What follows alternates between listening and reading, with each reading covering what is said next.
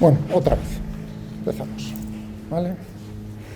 Estábamos diciendo que el día pasado habíamos estudiado cómo era el campo magnético creado por una espira circular de corriente. Aplicábamos la ley de Biot-Savart y veíamos que estudiábamos cómo era únicamente el campo magnético en puntos del eje de esa espira. Si llamábamos a ese eje GZ, pues teníamos que la componente era mu sub 0 dividido por 2pi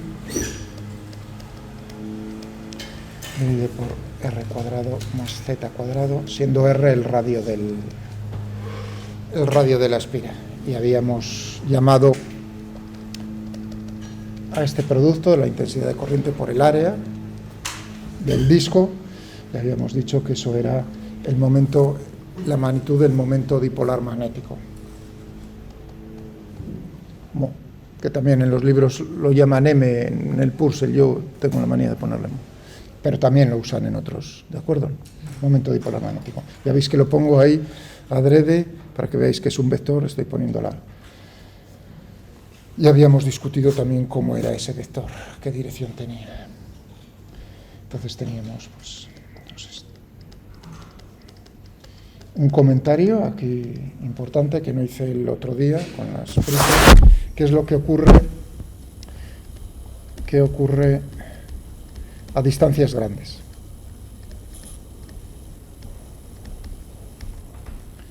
Distancias de la espira.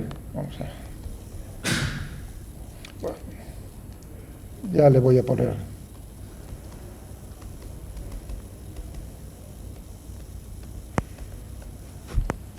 Llamo esa espira. Fijaos, a distancias grandes, yo la espira la veo muy pequeña. Tengo dos opciones, o verlo desde muy lejos, o naturalmente reducir las dimensiones de la espira, que R tiende a cero. Ambas cosas son equivalentes al final desde ese punto de vista, es decir, cómo lo vas a ver, ¿de acuerdo? En el límite.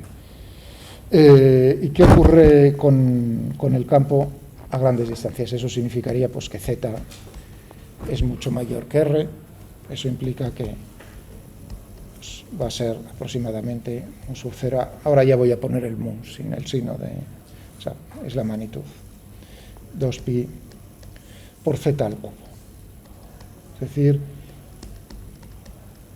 inversamente proporcional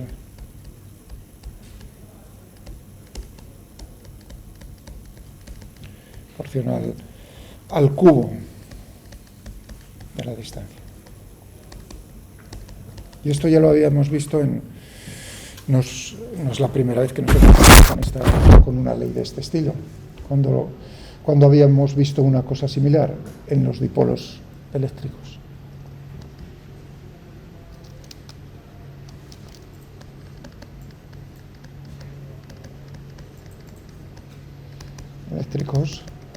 Teníamos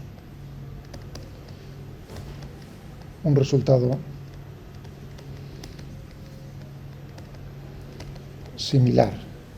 Puntos del eje, pero uno podría decir, bueno, a lo mejor el comportamiento es diferente, la forma del campo en sí es diferente, ¿no? En este archivo, bueno, aquí tenemos los valores para puntos del eje, podemos calcular qué ocurre para puntos fuera del eje, ¿de acuerdo? Mirando un poco cómo sería el campo, aplicando la ley de Biot-Savart y haciendo una representación bidimensional, o sea, en un corte, este sería el eje Z, el eje de la espira, por aquí pues entraría y saldría la espira, ¿de acuerdo? Perpendicular a este plano.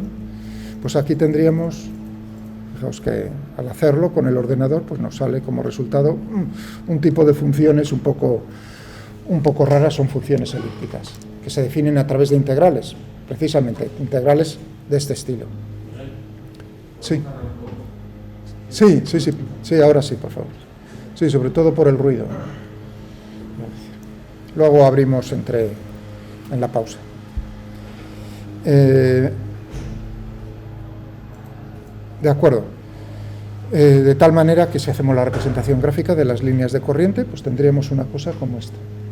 A una distancia, fijaos que aquí el radio de la espira es 1.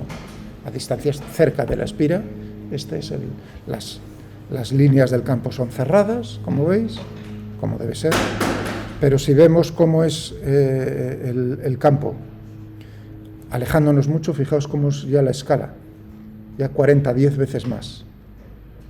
Pues aquí nos encontramos con que la forma de las líneas del campo es análoga a la que teníamos para las líneas del campo eléctrico creado por un dipolo eléctrico. Exactamente lo mismo. Es decir, que el comportamiento no solo es en puntos del eje, sino también fuera del eje tenemos la misma configuración del campo visto desde lejos. Es decir, cuando ambos dipolos son dipolos puntuales. Es decir, que en este caso, en el campo magnético, el dipolo puntual magnético la analogía es una espira de radio infinitesimal, de radio muy pequeñito, ¿de acuerdo? Alrededor del cual está pasando una corriente eléctrica. En un caso y en el otro, esta similitud la vamos a encontrar a lo largo de la clase en más resultados. ¿Vale? Sí, esto me recuerda una cosa. Vale.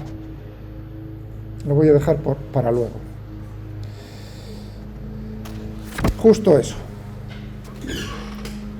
¿Qué ocurre si en vez de poner una espira en el espacio ponemos dos espiras en el espacio?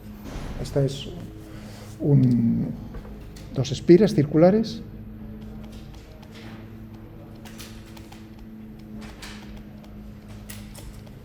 cuyos planos son paralelos uno al otro y están separados una cierta distancia. ¿De acuerdo? Con la misma corriente eléctrica, montado sobre el mismo eje. Y nos preguntamos cómo es el campo magnético en puntos también, en puntos del eje Z. Bueno, nos encontramos que porque lo que queremos buscar, o sea, en esto que se llama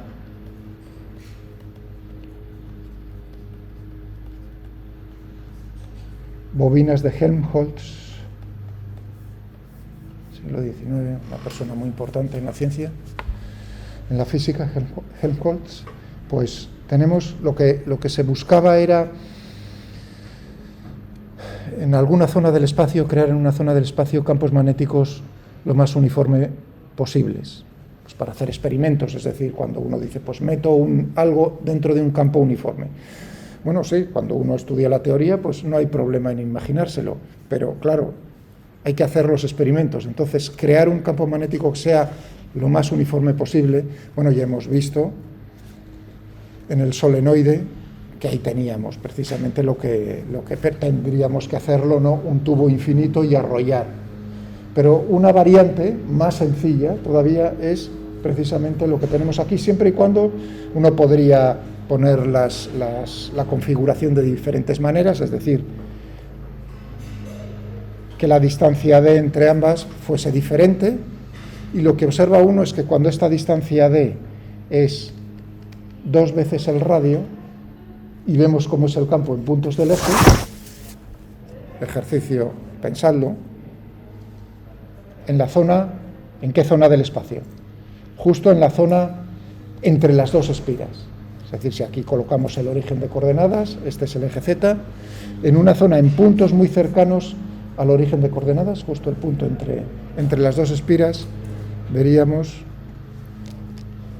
que el campo tiene esta forma. Como veis, fijaos, aquí estoy haciendo un plot, aquí estamos viendo el radio era 1, uno está colocado por debajo en Z menos 0,5 y el otro a Z 0,5. He dicho 2 veces el radio, perdón. Una separación que se haga entre los dos. Entonces tenemos una zona aquí, un plató, una meseta en el campo magnético. Es decir, que en esta zona hemos construido un campo magnético que es bastante uniforme mediante el uso de 2 espiras circulares, siempre y cuando tengamos esa configuración. ¿De acuerdo? Bueno, esta es una de las aplicaciones que podemos hacer de las espiras de corriente. Vamos a salirnos de aquí. Más.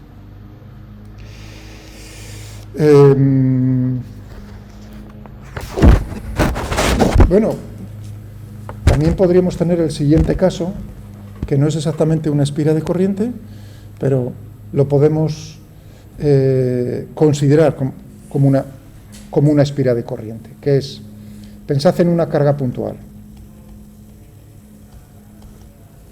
Una carga puntual Q, que sigue una trayectoria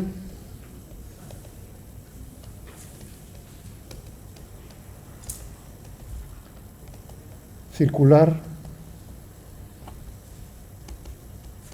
y uniforme, es decir, que visto de esta manera, aquí tengo la carga Q y se está moviendo con una velocidad V que en módulo es constante. Ya veis que pongo el módulo, o sea, en una trayectoria circular, naturalmente el vector velocidad no es el mismo en cualquier punto de la trayectoria. Y la pregunta es, calcular el momento dipolar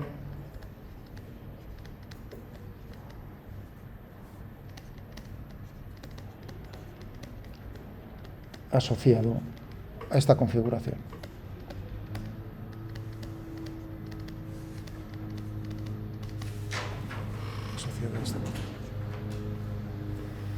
Bueno, si estáis pensando, ¿y esto para qué? O sea, este caso, una carga puntual, claro, porque uno está pensando en cómo se comporta la materia desde el punto de vista magnético. Entonces, si tenemos un modelo muy sencillo, que es, tenemos un protón ahí en el centro, en el núcleo, ¿no? Y un electrón de manera clásica, con una trayectoria circular, como un planeta alrededor de ese protón, ¿no? Atraído, pues tendríamos justo este caso. Y esto tiene, es decir, que para un átomo de ese estilo tendríamos un momento magnético, un momento dipolar magnético asociado a él. ¿Cómo lo podríamos calcular? Ahí habíamos dicho que el momento venía dado por cómo era el área y cómo era la intensidad. La intensidad y por el área de la espira. Al ser una espira, ya lo comentamos el otro día, al ser una espira casi infinitesimal, entonces no tenemos el problema, está contenido en un plano, todos los comentarios que hice el día pasado. Problema con el que nos encontramos, quizás el área uno está viendo ahí y dice, bueno, tienes una cosa como antes, pero ¿cómo será la intensidad I? Hombre, uno lo puede ver esto diciendo, bueno, realmente lo que podemos hacer es repartir la carga sobre toda la trayectoria, ¿no? Por término medio, hacer un promedio de la carga, todo, y esa carga se está moviendo, en el sentido de la velocidad, naturalmente. Es decir, que tendríamos ahí una intensidad. ¿Cómo podríamos? Fijaos que es carga, ¿cuánta carga está pasando, ¿no? Por un punto, por unidad de tiempo? Pues uno diría, bueno, ¿cómo? A ver, ¿qué pensaríais? ¿Cómo podríamos? Una intensidad promedio, porque es un promedio, ya habéis visto que cuando estoy diciendo repartamos la carga sobre toda la trayectoria circular que sigue. Evidentemente, si la carga está por aquí y estoy pensando en un intervalo de tiempo y la carga todavía no ha atravesado ese punto, la intensidad que está pasando es cero. Eso está claro, ¿no? Es decir, que la intensidad que vamos a expresar aquí es una intensidad promedio. Vale. ¿Cómo sería entonces? Carga tendríamos Q, ¿no? Vamos a ponerla ahí. ¿Y cuánto tiempo tarda en pasar por un punto toda esa carga? Si uno dice el periodo, es decir, el tiempo que tarda en dar una vuelta es ¿cuánto tendríamos en el periodo? O sea, tendríamos 2pi r, si esto es r, dividido por la velocidad, ¿de acuerdo? Tendríamos ahí el periodo, es decir, que si pondríamos ahí el periodo, tendríamos lo que sería la intensidad de corriente promedio en este caso. Y ya tenemos entonces definido cuál es el momento dipolar magnético. Si en vez de darnos la velocidad lineal, nos están diciendo que gira con una velocidad angular omega, ¿qué relación hay entre omega y la velocidad lineal?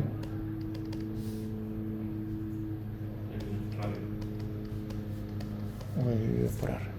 ¿De acuerdo? Es decir, que tendríamos aquí 2pi dividido por omega. Lo podemos meter aquí Y entonces tendríamos que esa sería Q omega dividido por 2pi.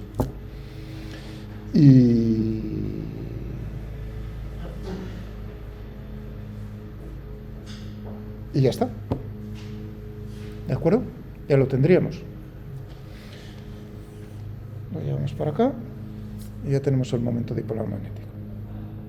Perfecto. Os propongo entonces el siguiente problema, que es más clásico, viene en todos los libros. Si habéis entendido lo que hemos hecho aquí, entonces también podríamos buscad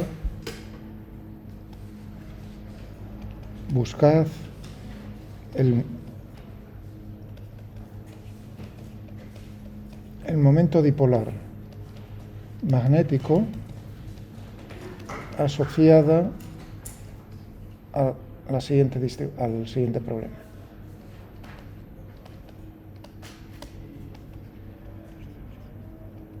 Tengo un disco de radio R. Sobre la superficie del disco distribuyo uniformemente carga, distribuyo uniformemente sobre la superficie del disco carga eléctrica. Es decir, que tengo una densidad superficial de carga que es en todos los puntos del disco la misma.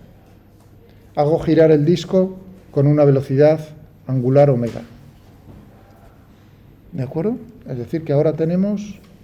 Pero ahora la carga está todo, ya no es una carga por aquí, sino la carga está distribuida y esto lo hacemos girar con esta velocidad alrededor de un eje perpendicular al disco.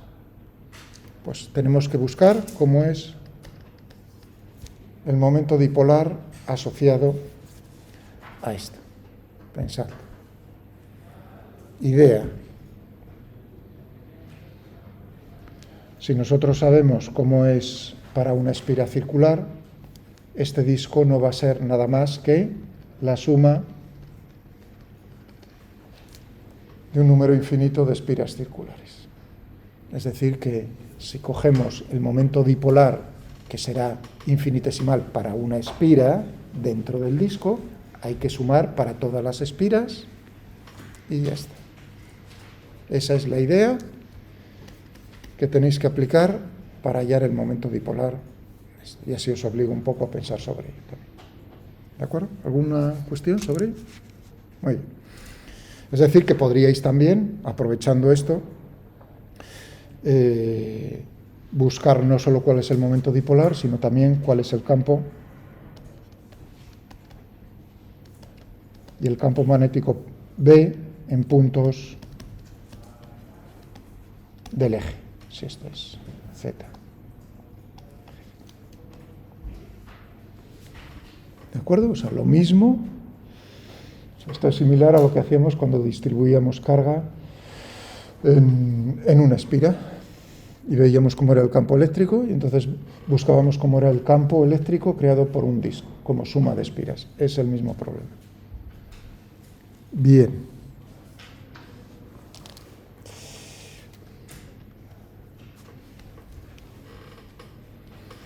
También, como otro problema que podéis intentar, es el siguiente. Hemos visto cómo es el campo de una espira circular. El problema es determinar el campo magnético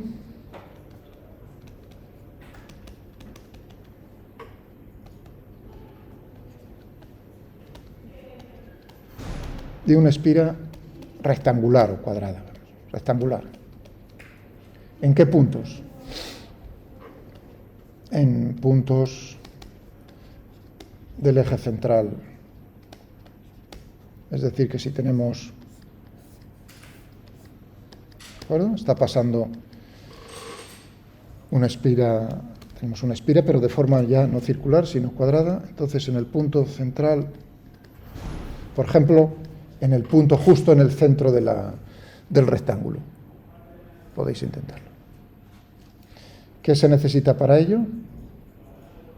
Pues naturalmente ir tramo a tramo, es decir, necesitamos el campo de cómo es el campo magnético que crea un tramo, un segmento recto, pero no infinito. ¿Os recordáis lo del otro día? Bueno, vale, pues entonces los límites de integración, en lo que vimos el otro día, en vez de hacerlos hasta infinito, los ángulos desde menos pi medios a pi medios, pues precisamente buscar, es decir, nos están dando por supuesto cómo son las dimensiones, cómo es cada uno de los lados, A y B, o si es cuadrado, podéis buscarlo con la misma, que sean iguales, A y A. ¿De acuerdo? Bueno, esta es, como veis, o sea, sería una forma de decir, quiero saber si han pensado en cómo es el campo magnético creado por una corriente que es un segmento, es decir, claro, las corrientes tienen que seguir, ahí no teníamos problema al pensar que iba desde menos infinito a infinito. Aquí, ¿cómo lo hacemos? Pues que dé una vuelta y lo vamos. Entonces sí, hay que hacer ese sentido de la integral con los límites finitos, tiene sentido en este problema. ¿Vale? Muy bien. Y podéis buscar, naturalmente, cómo sería el momento dipolar magnético también de la espiral cuadrada.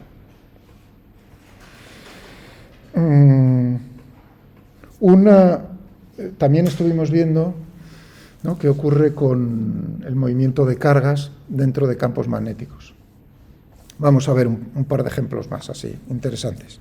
Por ejemplo, una aplicación sería, que es muy importante, es lo que se conoce como el efecto Hall.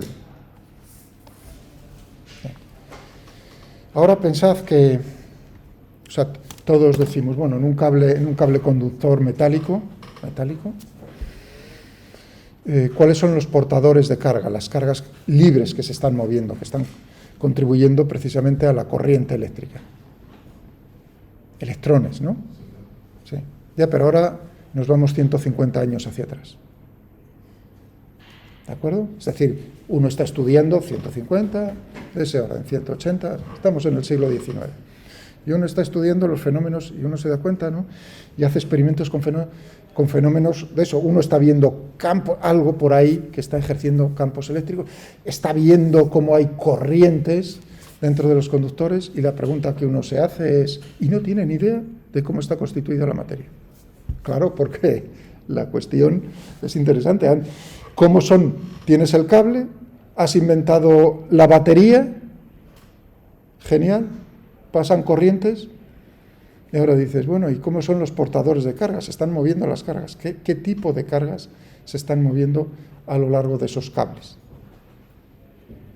No se sabía todavía cómo estaban los electrones, los protones, sí se sabía que tenías cargas de distinto tipo. Entonces la cuestión es dilucidar ahora, y lo vamos a hacer mediante un campo magnético. Y además no solo eso, sino podemos medir también cómo es la intensidad que está pasando por ahí, por ese cable. Fijaos, un galvanómetro consiste precisamente en la desviación de una aguja imantada dentro. Tenemos que las corrientes eléctricas crean campos eléctricos. Eso quiere decir que si ponemos un imán cerca de eso, pues se va a orientar a lo largo del campo magnético. Precisamente ese cambio que se va a producir lo podemos medir. Eso va a ser proporcional a la intensidad que va a pasar por el cable.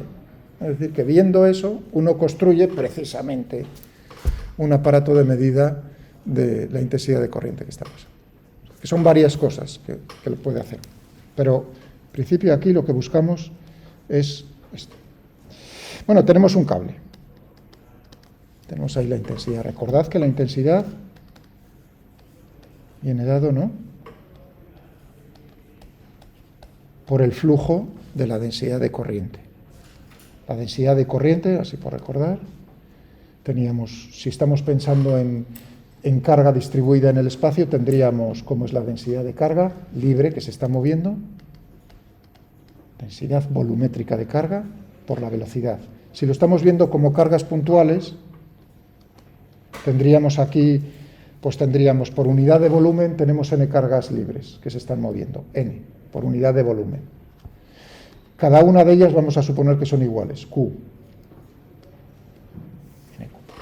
Es decir que o bien lo vemos, pensamos que es carga distribuida en todo el espacio, densidad volumétrica, o bien, si son cargas puntuales, pues necesitamos saber cuántas cargas tienes por unidad de volumen.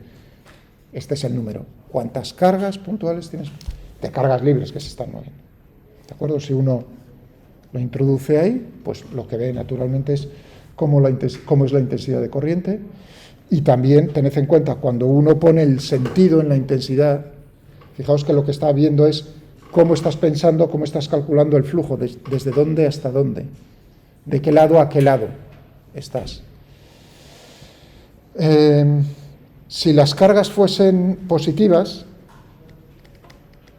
¿no?, y la velocidad con la que se mueven es de esta manera, en el cable, entonces diríamos, desde aquí hasta aquí, de la izquierda a la derecha, el flujo es positivo. Estamos con el diferencial de S de esta manera. ¿No?, en cada uno de los puntos de la sección transversal. ¿Qué pasaría si las cargas son negativas y se mueven en sentido contrario con la misma velocidad? Claro, si uno mira estas expresiones, lo que ve es que entonces tiene dos signos, digamos, del caso positivo al caso negativo, el resultado es el mismo. La densidad de corriente es la misma en ambos casos, es el mismo vector, está apuntando en la misma dirección. Es decir, en esta dirección, eso sí es un vector. ¿De acuerdo?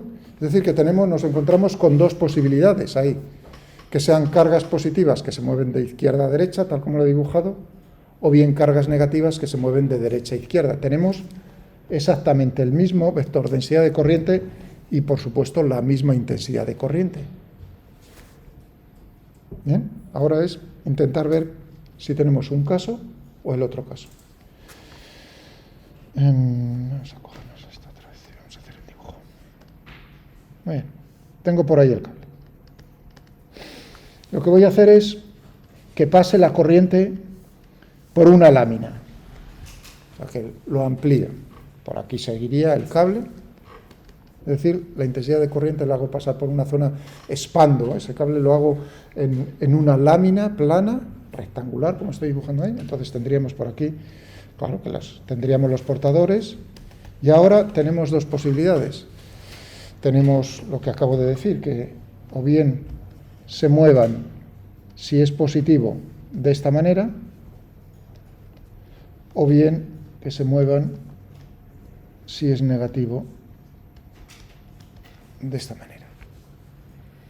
Vamos a meter esto dentro de un campo magnético uniforme y voy a dibujar perpendicular a la lámina y entrando. Es decir, que tendríamos, estamos viendo las flechas por detrás, si queréis. Y ahora, ¿qué es lo que ocurre con estas cargas si fuesen positivas?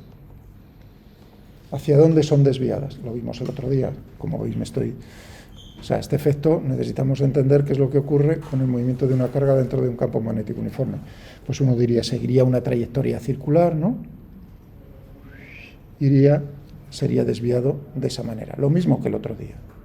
Trayectoria circular hacia arriba, es decir, que si fueran positivas, tendríamos que los portadores de carga se concentrarían más en esta zona. Esa zona de la banda quedaría cargado entonces positivamente. Claro, los electrones. Las cargas esas positivas, si van hacia allá, dejarían cargado negativamente, porque neto es cero. Tendríamos cargado negativamente esta zona del espacio. ¿Se entiende? Si las cargas fuesen positivas. Claro, naturalmente, esto crea una diferencia de potencial en esta dirección del espacio. La dirección vertical, vamos, de arriba a abajo.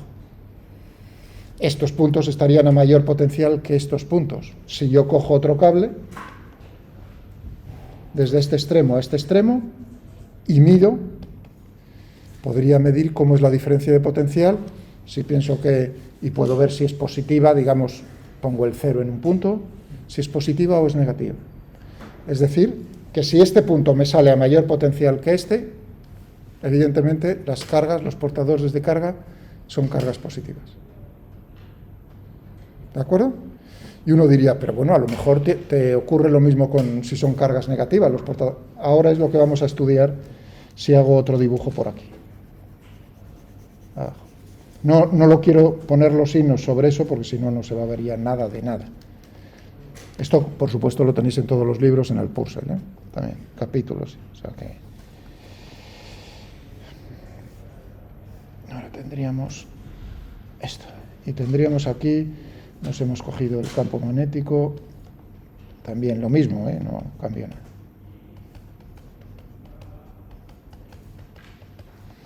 Vamos a cogernos las cargas. Y ahora tenemos aquí carga negativa,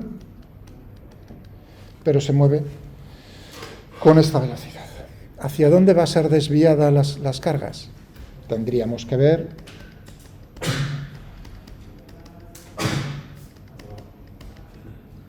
no, hacia arriba.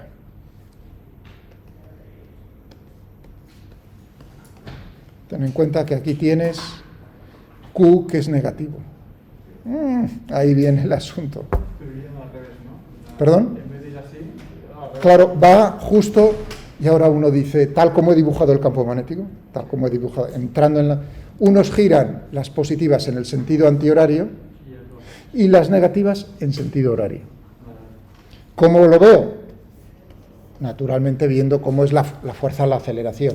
Fijaos que la masa es positiva en ambos casos, o sea que eso no me molesta. Por lo tanto, tendríamos que se concentran los portadores de carga, que en ese caso son negativos, en la parte superior. Quedaría cargado negativamente más la parte superior que la inferior, y otra vez el mismo juego, cogemos el aparato, ponemos dos, y mediríamos cómo es, con un voltímetro, mediríamos cómo es la diferencia de potencial. Pero claro, en este caso, el potencial en este punto es mayor que en este punto. Y ya está. Bueno, cuantitativo, o sea, esto es cualitativamente. Así se pudo ver que en los conductores metálicos, los portadores de carga tenían que ser cargas negativas. De este pequeño, sin saber cómo estaba constituida la materia. Más o menos hubo una diferencia de tiempo entre este efecto, o sea, el descubrimiento, y el ver cómo es, no unos 50 años de diferencia, o cómo es o sea, hay mucha diferencia. Claro, esto también sirve, por ejemplo, en los semiconductores, que lo nombré así muy... Pero dije, bueno, en los casos de los semiconductores podemos tener, dependiendo de cómo dopemos, es decir, qué impurezas se le da al semiconductor, puedes tener que funcione como si tuviese portadores de carga positivas, o puede funcionar como con portadores de carga negativas. Ambas cosas pueden suceder en los semiconductores, depende de si son de tipo N o tipo P. Bueno, entonces, en ese caso, si hiciésemos la misma configuración, el mismo experimento, pues nos encontraríamos con los dos casos posibles en los semiconductores, que en un caso los portadores serían positivos y en otro negativos. Bien, cuantificar esto un poco. Esto era cualitativo. Vamos a ver.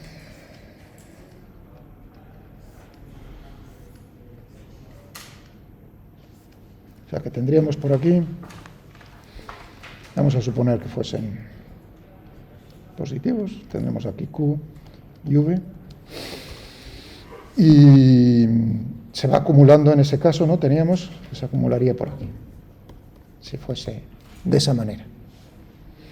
Y ahora queremos ver cómo es la diferencia de potencial, sabiendo naturalmente las dimensiones.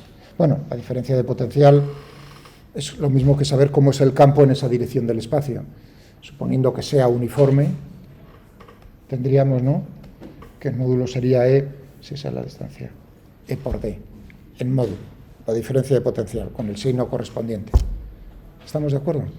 Bueno, entonces vamos a buscar cómo es este campo en esta dirección del espacio,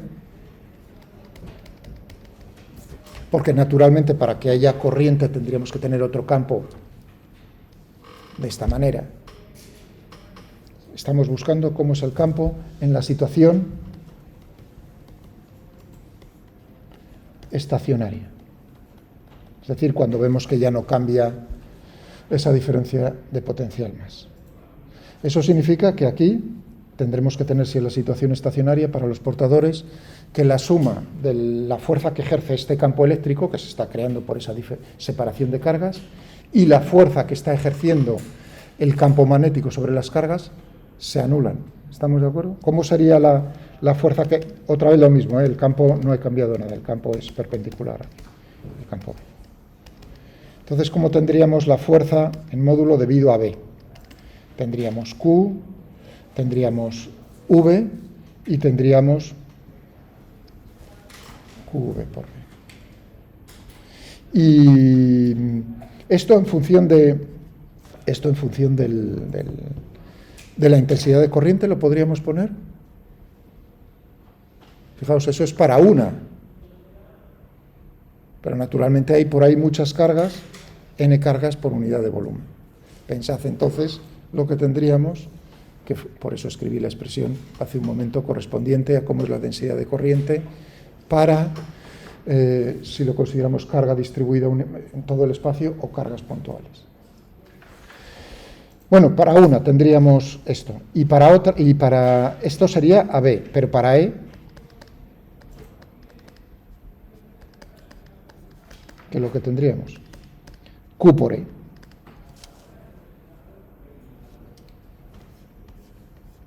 Es decir, que tendríamos aquí que QE, estoy en magnitud, en módulo, QVB.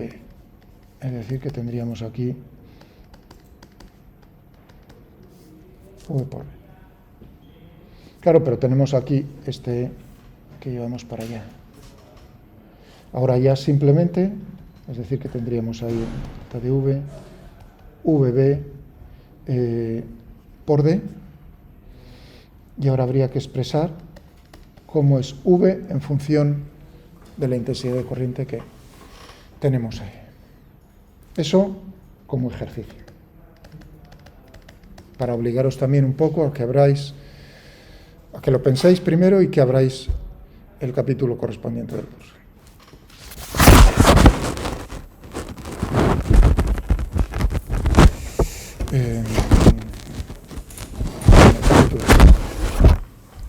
Conducción dentro de un campo magnético, el efecto Hall. Una cosa curiosa es, bueno, hay una relación lineal entre la velocidad y la intensidad de corriente, tenemos ahí. Entonces lo que uno ve es que tú aumentas la intensidad de corriente, ¿no? Y la diferencia de potencial crece linealmente. ¿Bien? Salvo que uno haga perrerías. Ahí estamos en física clásica. Pero ahora viene un premio Nobel. Ahora viene, ¿por qué concedieron un premio Nobel? Por el efecto Hall cuántico. Enfrías todo esto a temperaturas cercanas al cero absoluto. Y entonces lo que uno observa empieza a ver las cosas bonitas de la física, cómo uno se desvía de la física clásica y ya no tienes herramientas con la física clásica para dar cuenta, para explicar eso. Y lo que ve es que el comportamiento es en saltos. Y es decir, que uno lo hace a temperaturas muy bajas, hace el mismo tipo de experimento, pero no ve esa relación que ve a temperaturas normales. El estudio del efecto Hall cuántico dieron el premio Nobel en 1982, si no me equivoco,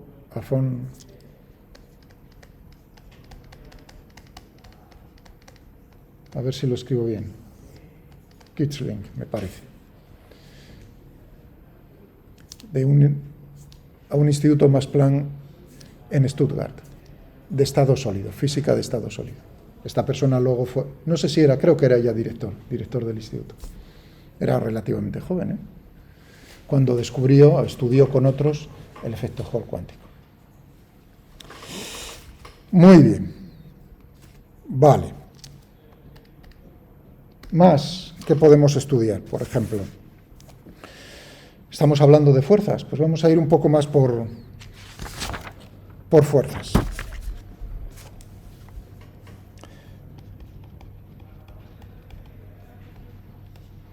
Entre dos cables conductores. Conductores por los que pasa la misma intensidad de corriente.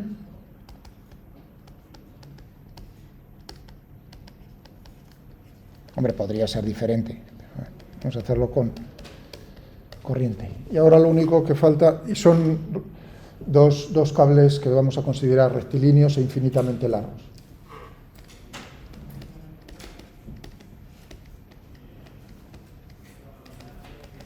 De tal manera que sepamos cómo es el campo, podamos calcular el campo magnético de manera fácil. Tenemos dos elecciones que podemos elegir que la intensidad de corriente se mueva en el mismo sentido o en sentido contrario. Por ejemplo, esto, o naturalmente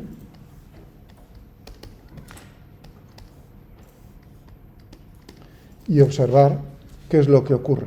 Lo que vamos a observar es que en este caso, en el de la izquierda, lo que vamos a tener es una atracción, una fuerza de atracción, y en este caso de repulsión. Lo cual, cuando se hacían estos experimentos, les hacía rechinar un poco los dientes, en el sentido de que siempre se estaba buscando la analogía entre el campo eléctrico y el campo magnético, ¿no? Entonces uno está pensando en cargas puntuales, y uno dice, pues las cargas puntuales se atraen si son de diferente signo, atracción, y repulsión si son de igual signo. Claro, cuando uno ve esto, y lo que vamos a calcular o estudiar es que se produce una atracción, o en el caso, uno dice, pero claro, aquí serían como dos cargas, digamos, sería el caso análogo a cargas puntuales de igual signo, porque se están moviendo en el mismo sentido, pero la fuerza que se produce no es de repulsión, sino de atracción. Bueno, pues vamos a ver cuánto vale esa fuerza.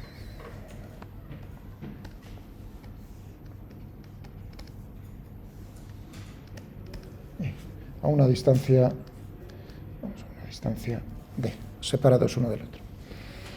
Naturalmente aquí vale la tercera ley de Newton, como siempre. El cable ejercerá una fuerza sobre primero sobre el segundo sobre el primero. Como son infinitamente largos, naturalmente la fuerza va a ser infinita. Si uno dice sobre todo el cable es infinitamente largo, habrá que estudiarlo por unidad de longitud de uno de los cables. Pues vamos a cogernos, por ejemplo, el de la izquierda y ver cómo es el campo magnético que está creando en todos los puntos del espacio. ¿Lo recordamos? Ley de Ampère. ¿Cuánto valdría? Ya sabemos que, ¿no? Si va la intensidad de corriente esta, regla de la mano derecha, tendríamos que las líneas del campo son circulares y en este sentido. En magnitud, ¿qué teníamos? Mu sub 0i dividido por 2πr, siendo r la distancia a la cual estamos calculando el campo magnético. Tenemos esto. Este es el que crea en todos los puntos del espacio. Por ejemplo, en este punto. Y ahora lo que vamos a ver es, para un elemento infinitesimalmente largo del cable, ¿cuál es la fuerza? Y luego lo hacemos, si queréis, finito, a una longitud L. Tendríamos, pues la fuerza sería fuerza de Lorentz, ¿no? Tendríamos QV, si estamos pensando en una carga puntual, por B, pero como estamos pensando en intensidad de corriente, ¿qué es lo que tenemos que sustituir? Q por V cuando tenemos intensidades de corriente. I por diferencial de L. Es decir, que la fuerza que está ejerciendo este cable sobre este va a depender naturalmente del campo magnético que crea y de la intensidad de corriente que pasa por este cable. Si fuesen diferentes, aquí tendría que poner subíndices. Si este fuese el 1 y este fuese el 2, tendría que poner aquí I1 y aquí I2. Y esta sería la fuerza que ejerce el 1 sobre el 2. Como estoy suponiendo que son iguales, pero mucho cuidado con eso, ¿eh? ¿Habéis visto? Si yo cambio y digo son diferentes, entonces con eso buscaría a ver si habéis entendido cómo es, no de memoria. Tendríais el 50% de probabilidades de acertar sabiendo la ley de Ampère o el resultado de memoria este. Pero la ley de Murphy normalmente hace que no sea el 50%. Es así, ¿vale?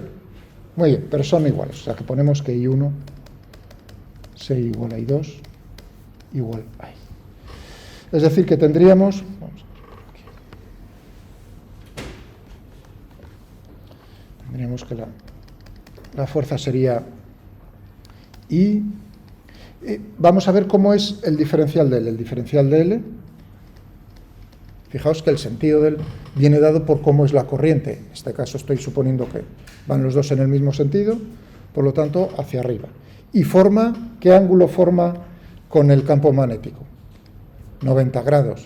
Por lo tanto, tendríamos I diferencial de L por B, pero B lo estamos poniendo ya ahí, que es mu sub 0 I dividido por 2pi D, es la distancia que hay entre los dos. Es decir, que tendríamos mu sub 0 I cuadrado 2pi D diferencial de L. La fuerza, ¿hacia dónde? Este es el módulo. Y ahora tendremos que decir, bueno, si está el campo magnético entrando por aquí, tengo que hacer el producto diferencial de L hacia arriba. Hago girar este vector diferencial de L hacia el vector campo magnético por el camino más corto. Ras. En este caso, tendríamos que hacerlo girar hacia adentro. Por lo tanto, la fuerza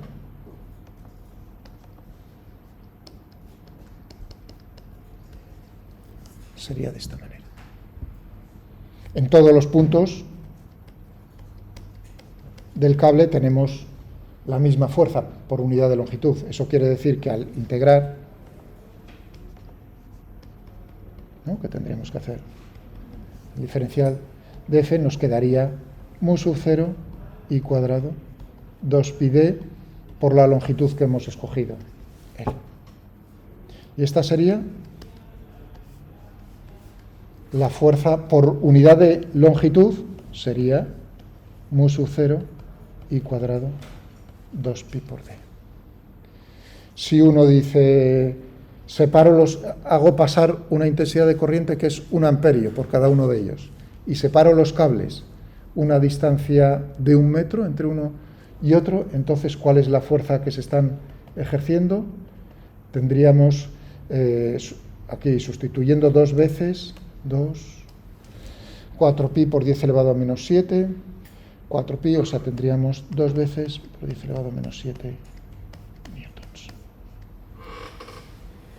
Esa es la fuerza, en ese caso, por unidad de longitud, newtons por metro.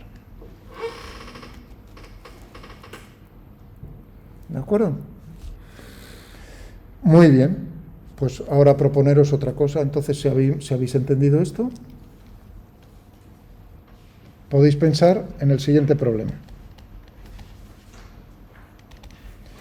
Tengo un cable infinito por el que pasa rectilíneo infinito una intensidad de corriente I. Y ahora lo que me pregunto es, tengo una espira rectangular y hago pasar corriente, si queréis, esta es I1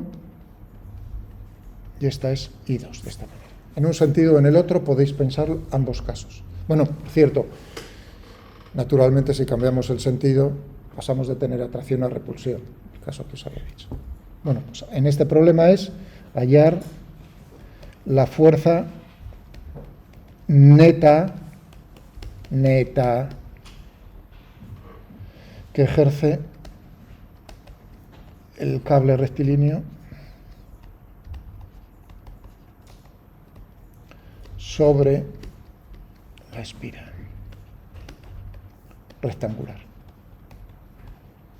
¿Qué necesitáis? Necesitáis las dimensiones, naturalmente. Podéis poner A y B, y naturalmente necesitaréis cómo es la distancia, por ejemplo, si queréis una distancia R o D al lado más cercano.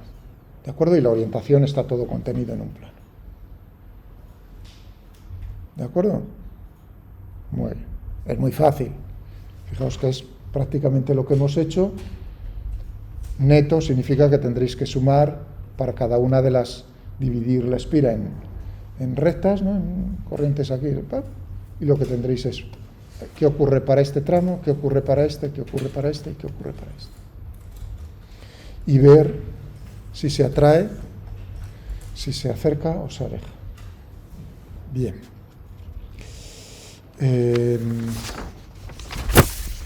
Bueno, son y 5. Justo en este momento podemos hacer la pausa. Hasta y 10, ¿vale? 11.